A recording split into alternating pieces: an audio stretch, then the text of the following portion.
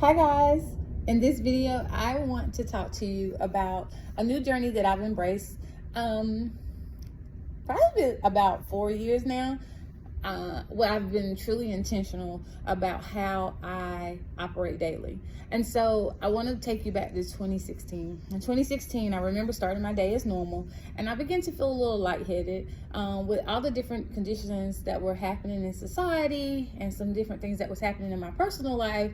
It was heavy. I noticed that I was dealing with anxiety, but it wasn't something that was really discussed or something that I was able to identify. It was just I noticed certain things about my body and how I was responding and reacting to certain interactions and that I was involving myself in. So with that, on this particular day in 2016, I was in class, started my day off as regular. I think I had my class in groups, and I began to sit on top of a desk and talk to a group of students, and I fell off of the desk. I remember slowly blacking out and going to the floor. When I came to my phenomenal teacher group, who we still are very close to this day, they were surrounded by me. I remember that when the ambulance got there and I was rushed to the hospital, they stuck by my side, and like flash, my sister, who was almost 2 hours away, was there and by my side. I don't know how fast, I don't know how she got there so fast, but my oldest sister was there by my side. We had recently lost my mom, so my family was in high alert. However, in this experience, I was able to center myself in the midst of all the chaos. Don't know where this centeredness came from. I don't know how I was even able to gather my thoughts, because in the realm that I was in my body, and me feeling my face slanting, all the tests that was going on, and in that moment of them thinking that I was having a stroke, it was just a lot going on. But I made a commitment to myself in that moment that I was going to choose me first. I probably went back to work too soon after losing my mom, and that's a whole nother story for another video, but I began to choose me. And so I decided to make sure that I had strategies, and that I make sure that I did things that was going to make me first in everything that I did. Now, being a mom and being a teacher, that is super difficult. So I can't say that I mastered it in 2016. I can't say that I've mastered it now, but I'm very intentional in all the decisions that I make. And so what happened was that pressured me into pursuing the minimalist lifestyle. And so I got rid of everything. From the mental and emotional side of my life, as well as the physical side of my life, from furniture, clothes, people, relationships, everything that you could think of that could cause any form of confusion or discord in my life. I was done with it. And I didn't want to be so connected to material things. And so I went through the journey of getting everything that did not serve me in that moment. I got rid of it. That then caused me to implement different strategies and practice different strategies that created the soft lifestyle. Now, the soft lifestyle is a trendy topic. It is something that we hear a lot about right now in the culture, and it is something that a lot of people are embracing, and it is such a beautiful thing, because they don't have to be hard.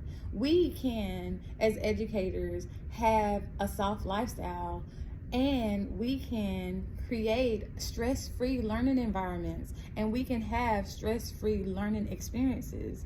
And so I created the stress-free learning guide last year, and it is available. I'll make sure that I make it available again June 1st. But I wanted to share my video and talk about 4 different strategies that I do and that I'm focused on every single day, and that I'm intentional about practicing every single day.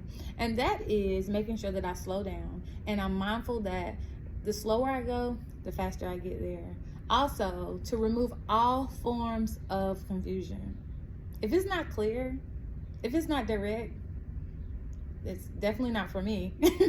I don't know what that means. So that means I'm not going to involve myself in anything that has anything to do with me that's going to make me question anything about it, because that's not for me. Everything that is of good and honest and pure intentions are going to be clear, and I'm going to understand it. So that means that if I ask a few questions for clarity and clarity is not given, then I move on. And if it's for me, it will come back, and it will come with pure intentions and clarity. And then to rest and recover. I I have embraced the beauty of doing nothing, the peace that comes with doing nothing. I used to be a busy bee, probably still have a little bit of that in me somewhere, where I just was always doing, always helping, always, just pouring out. But what I found out is the beauty of filling my own cup, and I love it. I'm trying to have that balance so I don't just fall all the way over, which, it's a daily practice. So I'll make sure that I'm in the middle. So I always want to be able to have a heart of a servant, where I'm always able to give back to what is given to me from the Most High. At the same time, I want to preserve, because whatever He's given to me is not always due to the other people that's around me. So that's a lesson that's to be learned as well. And then the last step that practice that I am very intentional about is pursuing my passion with intention. Being busy doing nothing is just not for me. It's not something that I want to embrace. It's not something that I want a part of my lifestyle. So I make sure that everything that I do, I am pursuing my passion with purpose, with intention. And if it has nothing to do with that purpose, it has nothing to do with me. I'm not called to it. And so I'm not going to stress myself out to be a part of it, or to involve myself in it, or try to figure it out, or to bring it into my world, because I choose to have a soft lifestyle, and I choose to have a soft lifestyle even in the classroom. And so in this new series that I will be teaching throughout summer and throughout the beginning of the next school year is how you can implement and embrace the soft lifestyle in the classroom. Again, I'm rooting for you, I'm cheering you on, and I'm always sending you positive vibes. Until next time.